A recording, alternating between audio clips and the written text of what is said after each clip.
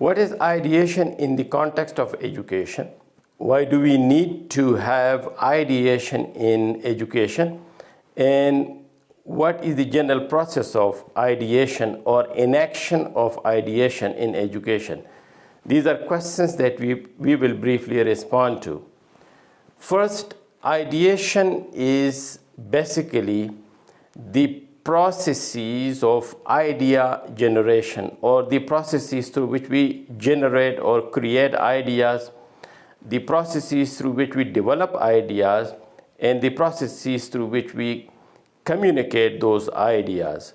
The aim of ideation generally in education is to enable the learners to think creatively, to come up with ideas, to think in more than one ways about issues, or in other words, to think divergently.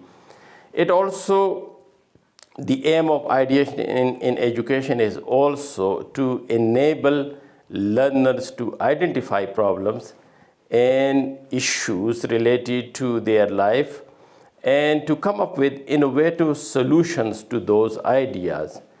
Besides this, ideation in the context of education is to enable learners to explore multiple perspectives related to things, related to issues, and to develop original ideas, to come up with original ideas and concepts.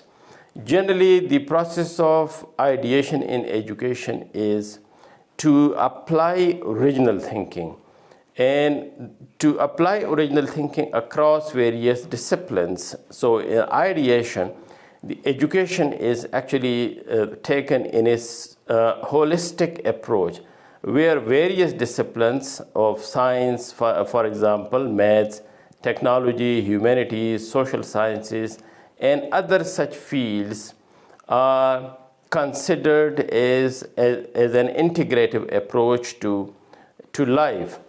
Now, why is it important for us to have ideation as a process of education? So first of all, ideation helps in fostering innovation and adaptability in the context of education. So as we know that the world is rapidly changing, things do not remain the same. As a result, there is a need for an ability to generate new solutions to our upcoming problems. And ideation fosters this innovative thinking, this adaptability, which actually is more valuable generally than rote memorization of facts and figures or of factual knowledge. Secondly, ideation is an important educational idea because it supports lifelong learning, and actually it focuses on the skills of learning rather than the learning material itself. So we can say that ideation keeps the mind agile and active, and it encourages learners to remain curious, to ask questions, and to adapt throughout their life and not just inside the classrooms. Next, ideation, or the process of ideation, encourages deep engagements on the parts of the learner. And so students become more motivated when they can explore their own ideas, when they can think critically about their own ideas and about the ideas of others, about their passions and about their feelings. Next, it is important, ideation is important because it helps in the development of critical thinking skills, which again is something that is very important. Generally, ideation or the concept of new ideas begin with questioning. And questioning basically lead to deeper understanding, deeper inquiries and analysis on the part of learners. Then ideation is important because it aligns with the 21st century skills that are required on the part of learners, where the requirement is creativity, problem solving, and innovation. And so students need to learn creativity, to learn how to solve their own problems and the problems around them, to come up with innovative solutions, and to learn skills that make them independent in the modern economies. And next, it is important that we should have ideation as the process in education, because it helps in building confidence and autonomy on the part of learners, and it also helps in generating and testing one's own ideas, and it also helps in building intellectual independence and efficiency. Now, what can educational institutions do in order to develop ideation among students? So first of all, we need to think about the curriculum design.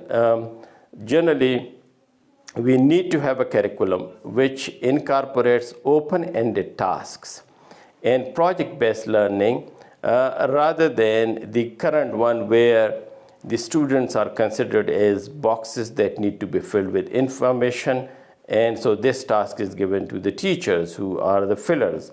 Secondly, we need also to have a curriculum which is focused on cross-disciplinary connections across subjects and across disciplines. And so subjects are not taught in isolation, but are actually linked to each other, where ideas are actually cross-checked across disciplines. Thirdly, curriculum design in terms of provision of choice and voice in learning activities. So in many cases, there are certain curricula that are imposed in a top-down structures. In an educational concept based on ideation, there is more choice on the part of learners to choose their learning activities and their subjects. And so that is something that is actually relevant to their own potentialities. Then pedagogical approaches. We need to think about pedagogical approaches. So generally, in an educational system that is focused on ideation, there will be more inquiry-based pedagogical approaches. There will be design thinking and brainstorming techniques as teaching methodologies.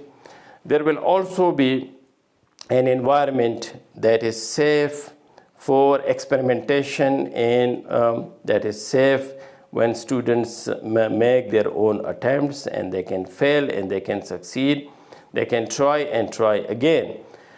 Then the teacher's role also need to change, and so the teacher should act as facilitator and not just as information provider. The teacher also need to model ideation, to take risks, to engage in active reflective practices in front of students or alongside students. And there should also be provision of constructive feedback rather than feedback in terms of punishing students, to refine their ideas.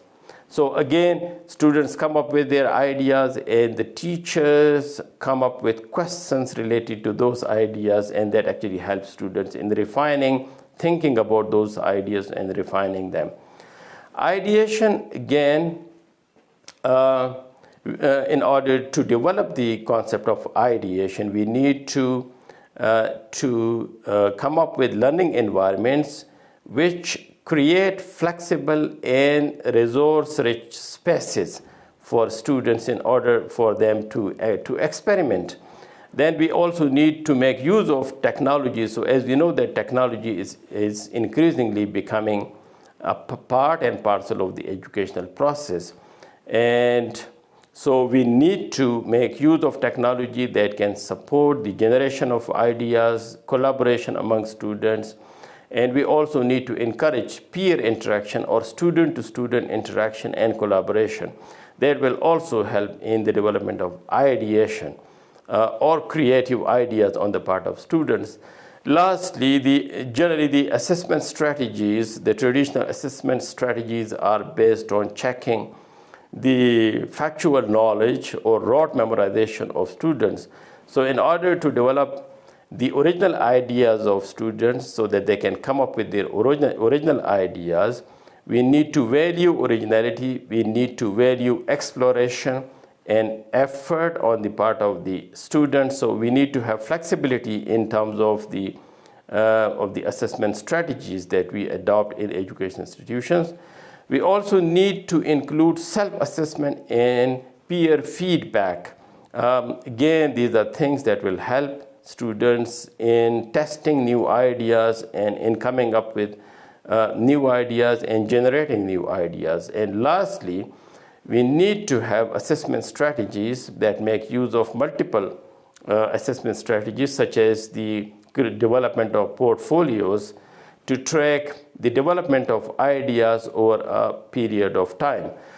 So in short, we can say that in order to develop our schools as ideation centers, or education institutions as ideation centers, as centers where new ideas are generated, created, debated, and where students can come up with their own ideas, and where new ideas can come up, we need to change the whole infrastructure, the kind of education that we give, right from the curriculum to the teaching methodologies and pedagogy, and to the assessment process.